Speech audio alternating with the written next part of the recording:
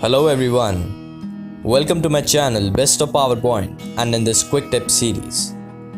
In my previous videos, I had told you the 5 best fonts for your PowerPoint presentation and had also explained that how to install any new font in your system so that it can be used in the PowerPoint. And today, I will discuss with you another amazing feature of PowerPoint in which we can embed the font in the PowerPoint presentation. Now what does that mean? Suppose you have installed some new font in your system and used that font in your presentation, but you have to present your slideshow on some other system on which that particular specific font is not installed.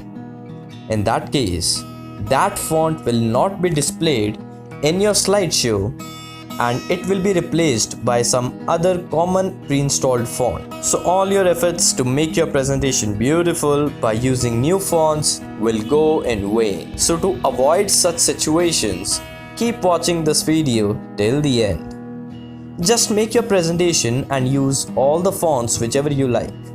After completing your work, go to File, Save As, this PC, and at the bottom of the dialog box, you will find the Tools button just to the left of the Save button. Just hit the Tools button and click on Save Options. And here, the very last option says Embed the fonts. So it means that other people who open the document can view and use the fonts even if the fonts are not installed on their computers.